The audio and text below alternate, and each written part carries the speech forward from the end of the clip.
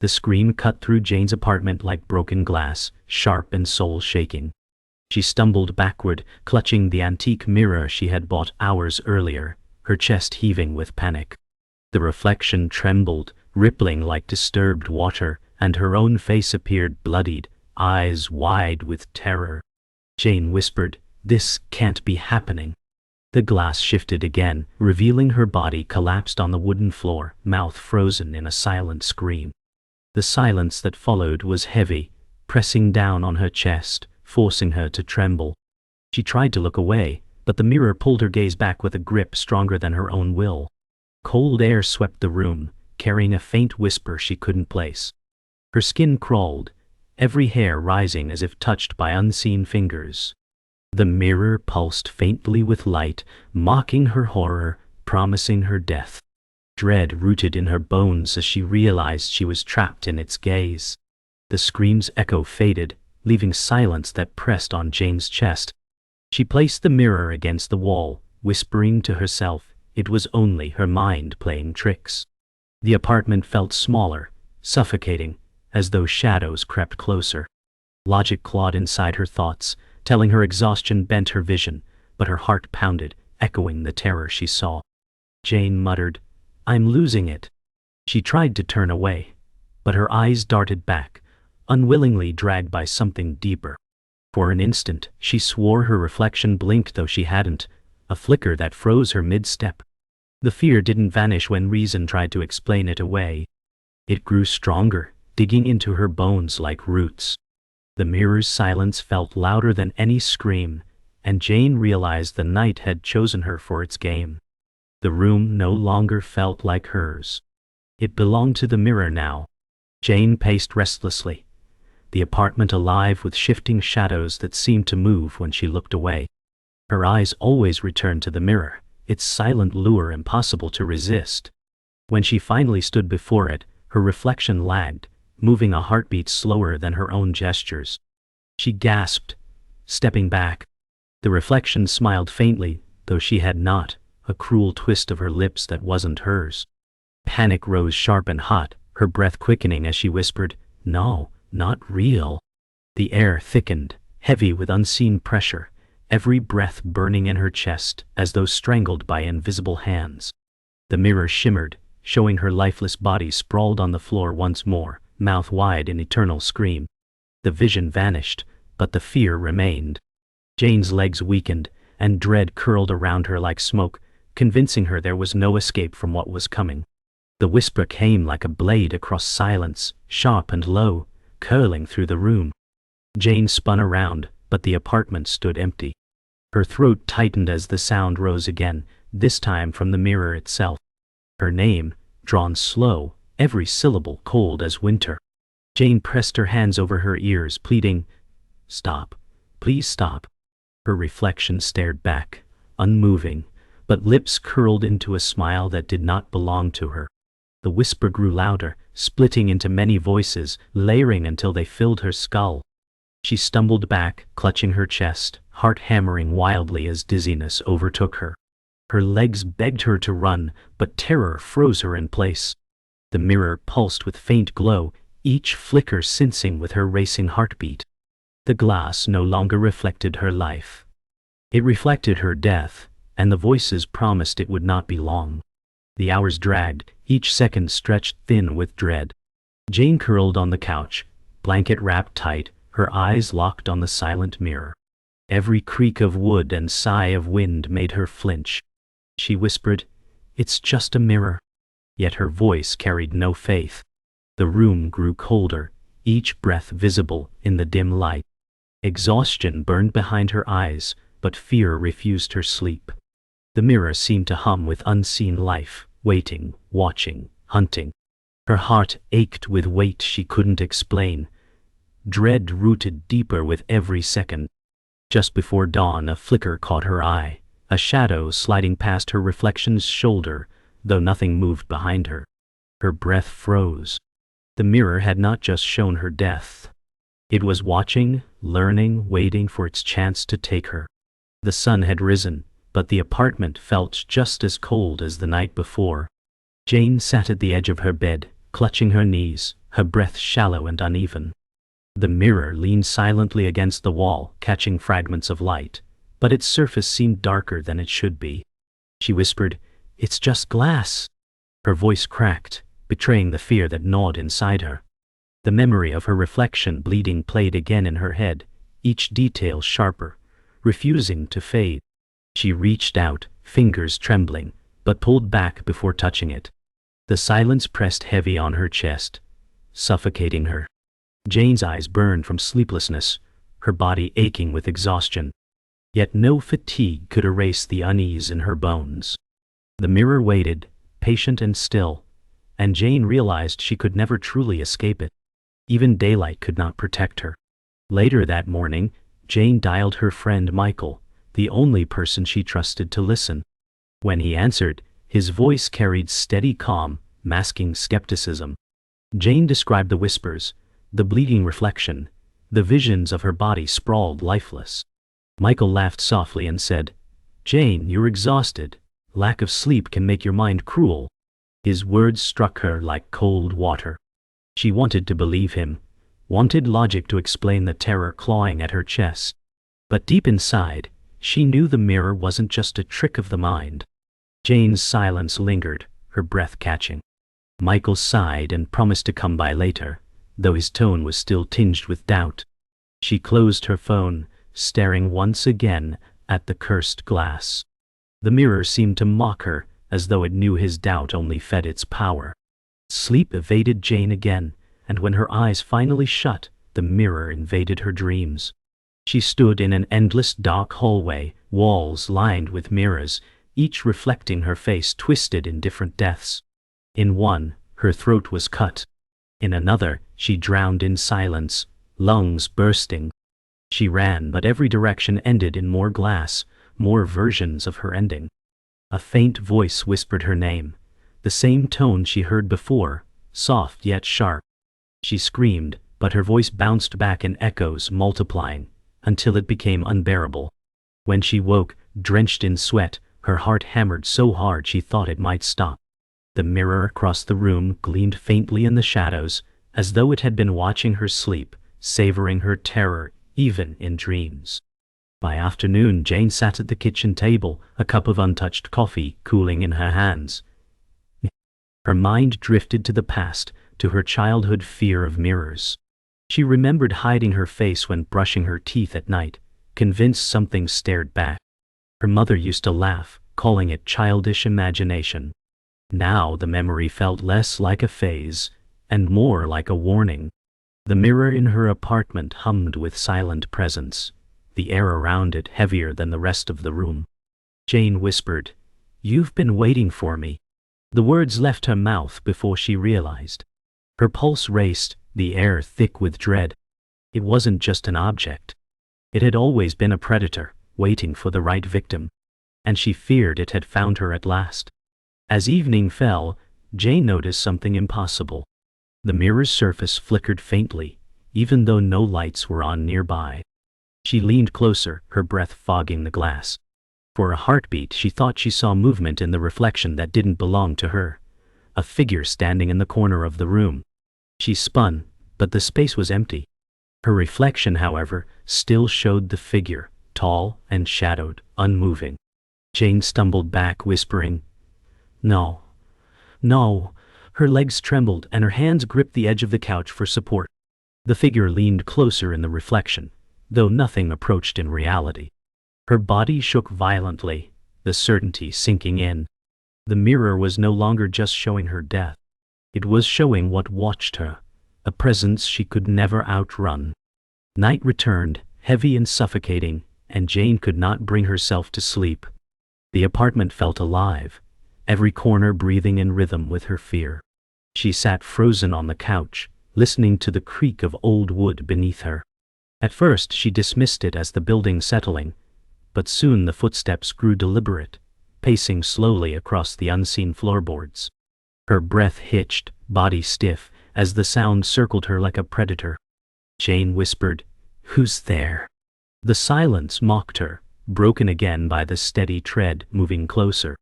She clutched the blanket tighter, her eyes darting toward the mirror that glowed faintly in the dim light. She knew the sound didn't come from her apartment. It came from the world within the glass, footsteps echoing from a place that should not exist. Jane crept toward the mirror, compelled by fear stronger than reason. Her reflection appeared delayed again, a heartbeat too slow. Then, from the corner of her eye, she saw movement.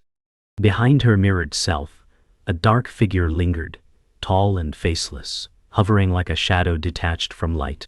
Jane froze, her pulse racing. She turned quickly, but the room was empty. Her gaze snapped back to the glass, and the figure was still there, closer now, towering behind her reflection. The air thickened, pressing into her lungs. She whispered, "Stay away," but the words dissolved into trembling breath.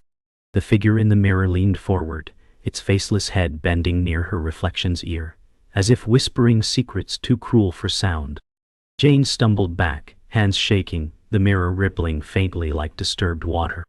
The following night, Jane's exhaustion pulled her into restless half-sleep. She awoke with a start, the room chilled and still, and noticed something impossible. The mirror no longer reflected her properly. Instead, a pale woman stood in its surface, dressed in torn clothes, her skin bruised, her eyes hollow with grief. Jane gasped, recognizing the figure from the news. A woman who had vanished months earlier, her body never found. The apparition pressed a hand to the glass, mouthing silent words, desperate, pleading. Jane whispered, You're trapped." The woman's eyes filled with tears before her reflection shattered into static ripples, fading into darkness.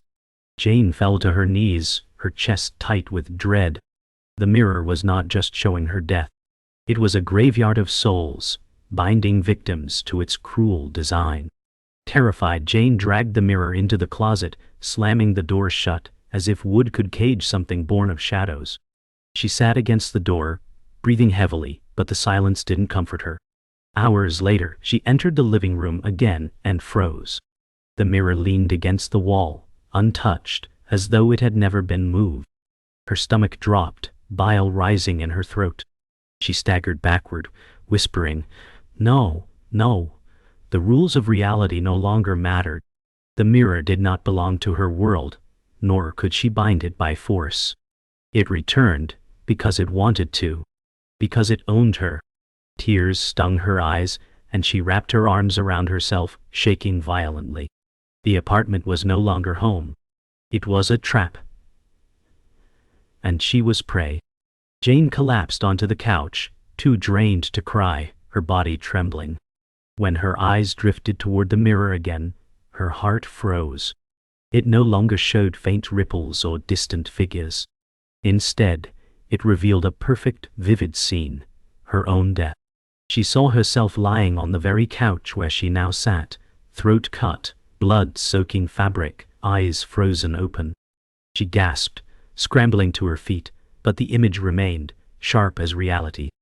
Her pulse thundered in her ears, tears flooding her vision. "This isn't real," she repeated, but her reflection did not move, did not deny. It lay lifeless, waiting for the moment to arrive. For the first time, Jane felt time itself working against her. The mirror wasn't predicting anymore. It was counting down. Jane couldn't endure the silence anymore. She called Michael, her voice shaking as she begged him to come over. Within the hour, he arrived, carrying his usual calm. The apartment felt colder with him inside, as if the mirror resented his presence.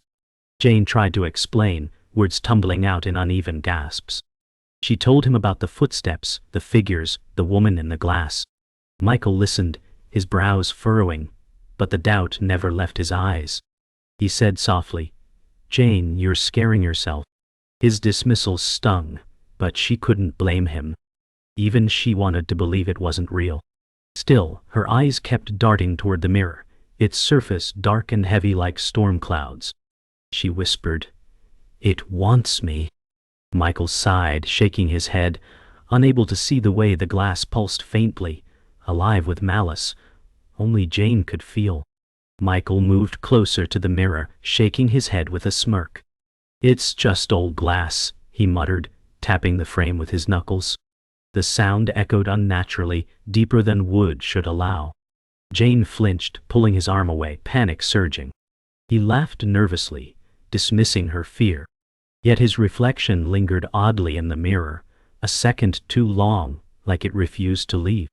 Jane gasped, pointing, but Michael only saw his own tired face staring back. He turned to her and said firmly, "You need rest, not more fear." His words sliced her already frayed nerves. She wanted to scream, to shake him until he saw what she saw. Instead, she sank to the floor, clutching her head. Michael rubbed his temples, muttering about stress and paranoia. Behind him in the mirror, the shadow figure loomed taller, silent and unseen by his eyes. The next day, Jane wandered the streets, desperate for answers. She found herself drawn to a quiet bookstore tucked in a forgotten alley. Inside, dust and incense clung to the air. Behind the counter stood an older woman with piercing eyes, calm and unreadable. Jane hesitated, but finally confessed, her voice breaking as she described the mirror. The woman listened without interruption, her face expressionless, as if she already knew. At last she spoke, "You've invited something that doesn't forgive." Her words sent ice through Jane's veins. Jane pleaded for help, but the woman only shook her head. "You cannot destroy it," she said. "You can only endure." Jane's heart sank, realizing she had come for guidance but received only riddles. The woman's silence weighed heavier than words, leaving Jane more afraid than before. That night, Jane tried again to convince Michael. He sat across from her, arms folded, his voice sharp. "You're feeding it," he said. "The more you believe, the stronger it feels." Jane shook her head violently. "No, it's real. It showed me things, Michael. Things that haven't happened yet." He scoffed, muttering that fear could twist reality, that grief and exhaustion made people hallucinate. Tears streamed down Jane's cheeks, frustration and terror colliding. She begged him to listen, but his refusal cut deeper than any whisper from the glass. He stood, pacing, dismissing every plea. Jane's sobs echoed through the apartment, but the mirror drank them in like fuel, its glow faint but constant. The divide between them grew, belief and doubt splitting them apart, leaving Jane utterly isolated. Hours after Michael left, Jane sat alone, silence louder than any argument. The mirror's surface throbbed faintly, its glow like a pulse sensing with her own. She could feel it growing stronger, fed by fear, by doubt, by every word spoken against her sanity. The apartment felt smaller, tighter, as though the walls leaned inward. Jane whispered, "What do you want?"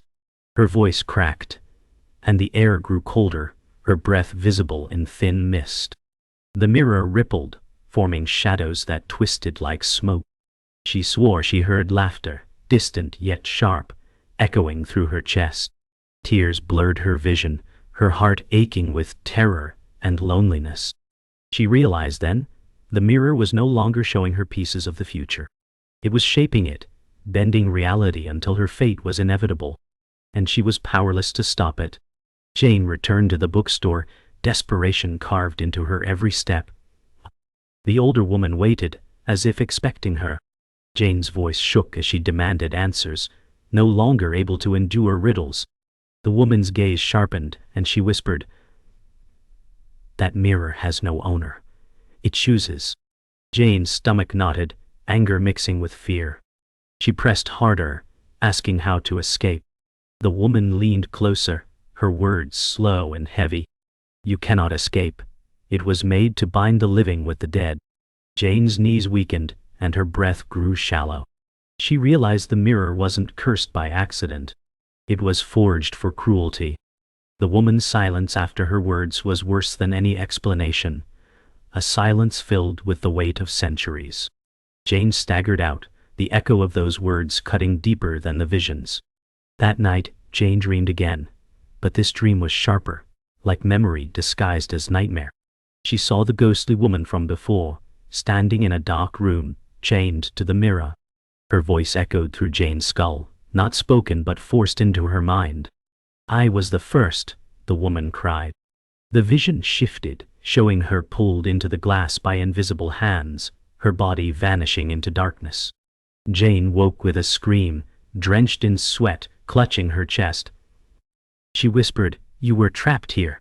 The realization burned into her. The mirror fed on lives, consuming souls, and leaving only silence. Jane felt a shiver crawl across her spine. The tragic woman wasn't simply a victim. She was a warning. And Jane feared she would be the next name carved into its prison. Michael returned, his skepticism finally cracking after Jane's frantic pleas. She pointed to the mirror, her voice raw. He rolled his eyes, but when he looked closer, his face paled. His reflection moved differently, twitching unnaturally, eyes rolling back though he remained still. He stumbled back, gasping, whispering, "What the hell?"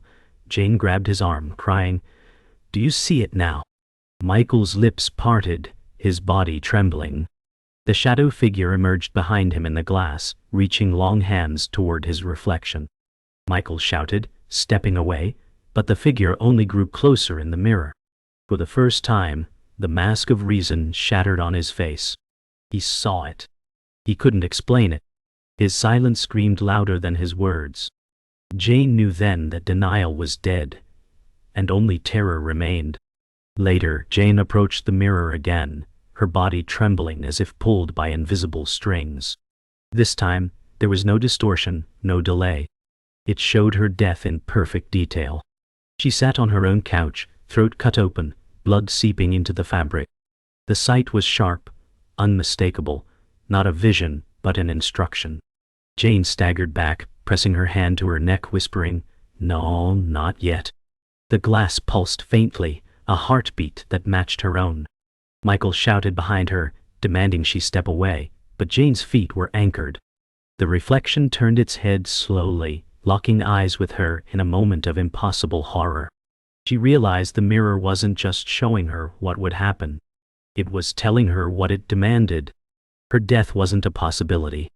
It was a certainty written in glass. Jane's hands shook violently as she grabbed the mirror's frame, screaming for answers. The surface rippled, and visions unfolded, not just hers, but countless others. Faces twisted in terror, bodies broken, souls screaming silently behind glass. The weight of the curse crashed down on her as the truth formed. The mirror wasn't cursed by chance. It was forged by hands that wanted to bind death itself, to trap every soul it touched. She stumbled back, gasping, "It's a prison." Michael stared wide-eyed, his mouth dry, whispering, "Jane? What is this thing?" Her voice broke as she answered, "It's where they all go. Where I'll go." The silence afterward was unbearable. She realized then the mirror wasn't just predicting. It was promising, and the promise would not be denied. Jane could no longer bear the waiting. Her body trembled as she wrapped her hands in cloth, lifting a heavy hammer from the drawer. Michael begged her to stop, his voice breaking, but she shook her head. "It wants me dead," she whispered. "Then I'll destroy it first." The mirror loomed against the wall, pulsing faintly like a living heart. She raised the hammer high, her breath ragged, sweat dripping down her temple. For one frozen moment, she imagined freedom, a life where her reflection belonged only to her. Then the glass rippled violently, shadows swirling within, and the room grew colder. Michael shouted, rushing toward her, but she stood firm, eyes burning with desperation. She screamed, slamming the hammer down, certain she could shatter the curse. But the sound that followed was not breaking glass. It was laughter, echoing sharp and cruel. The hammer struck, but the mirror did not break. Instead, the surface rippled outward, swallowing the blow like water. Jane staggered back, staring in horror as the reflection twisted violently. The room darkened, shadows stretching long, and the air grew thick with whispers. Her own reflection grinned, lips parting though she remained frozen. The distorted, double-mouthed words she could not hear, but her body shook as if she had. The surface of the mirror bulged, stretching outward like something behind it wanted to emerge. Michael shouted, grabbing Jane's arm to pull her away, but she couldn't move. Her feet were locked to the floor, bound by the unseen grip of the glass. The mirror's pulse grew louder, syncing with her heartbeat, until her chest felt ready to burst. She realized then it wasn't protecting itself. It was fighting back. The mirror's glow flared, and suddenly Jane was no longer in her apartment.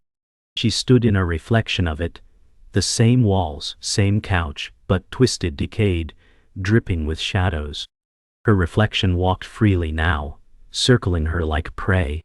Jane spun, chest heaving, whispering, "This isn't real." But her voice felt swallowed by the void. Michael's distant shouts echoed faintly, muffled as if through glass. The reflection tilted its head, smiling wide, blood dripping from its throat.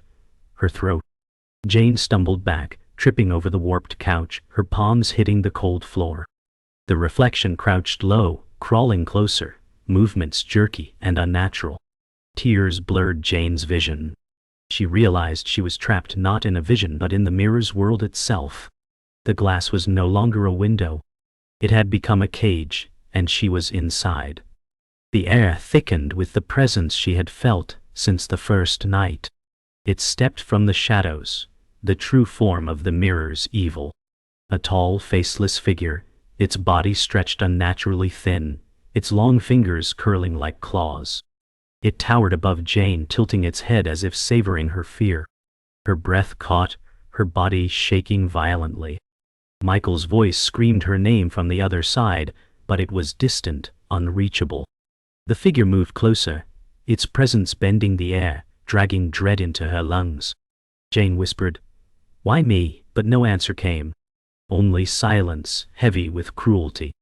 The figure raised one clawed hand, pointing at her throat, sealing the fate the mirror had shown her. Her knees buckled, tears streaming, as her heart pounded in rhythm with the glass. The final horror had stepped into her world, and there was no escape. Jane collapsed against the warped floor, sobbing as the figure loomed above her. She realized the mirror had never lied. It hadn't shown her possibilities. It had shown her destiny. Her reflection, still bleeding, knelt beside her, whispering soundless words she somehow understood. "It ends here." Her heart raced, pain tightening in her chest, as if the vision was becoming real in her body. Michael's cries echoed louder, fists pounding against glass, but the sound was fading. Jane felt her strength slip, her body heavy. The figure's shadow fell across her face, hand lowering toward her throat. For a brief moment, she imagined fighting, imagined breaking free. But the glass pulsed with finality. She screamed one last time as the world darkened around her. Her fate was sealed, written not by her will, but by the mirror's hunger. Jane's body hit the couch with a thud, her eyes fluttering open as if nothing had happened. The apartment looked normal again, shadows soft, walls steady, the mirror leaning silently in its place. Michael rushed to her side, shaking her shoulders, whispering her name in desperation. Jane groaned, forcing a weak breath, but something in her gaze was wrong. Her eyes seemed distant, hollow, as if a part of her had not returned. She whispered faintly, "It let me go." Michael hugged her, relief flooding him, though his trembling hands betrayed his fear. Jane's pulse was steady, her breath real, but her reflection in the mirror didn't move with her. It sat still, watching with a faint, broken smile. Michael didn't notice, but Jane did. And deep inside, she realized the mirror had not released her. It had only claimed more. The next day, Jane wandered back to the bookstore, desperate for answers. But when she arrived, the shop was empty. The shelves bare, the counter abandoned, dust disturbed as though no one had stood there in years. Her heart pounded, confusion cutting into her chest. She called out, her voice cracking, but no answer came. The smell of incense lingered faintly in the air, like a memory refusing to fade. She whispered, "You were real." But the silence swallowed her words. The truth crashed down on her. The woman had never been a savior, never been a guide. Perhaps she had been a prisoner too, her image bound to Jane's desperate mind. Jane stumbled out into the daylight, shaking violently. The ally she clung to was gone, leaving only the mirror's shadow waiting for her. Michael sat alone that night, shaken beyond reason. His skepticism had been destroyed, but so had his peace. He poured drink after drink, his hands unsteady. Every time his eyes flicked toward the mirror, dread clawed up his spine. He thought about Jane's hollow eyes, her trembling whispers, and the reflection that moved differently. He muttered, "It's real. God, it's real." His breath shook as he covered his face, trying to push the images away. But when he looked again, he saw his own reflection grinning faintly, eyes hollow, lips curling in mockery. He gasped, dropping his glass, shards scattering across the floor. His chest heaved, his rational world finally shattered.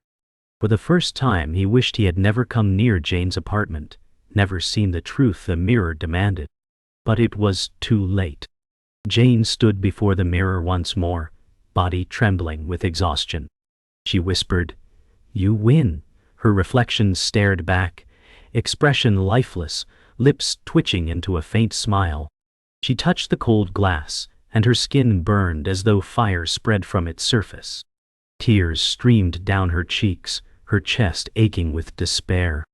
She realized then she would never be free. The mirror hadn't been showing possibilities. It had been preparing her, leading her step by step to surrender. Michael called her name from the kitchen, but she didn't answer.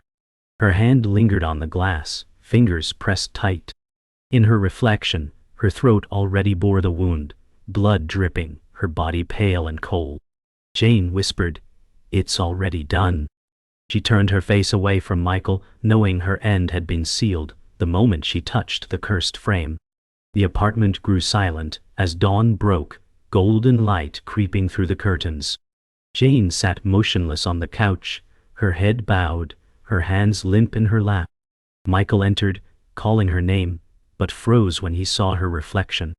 It sat upright, staring directly at him, lips curling into a twisted smile. Jane's real body did not move, her breathing shallow, her face blank.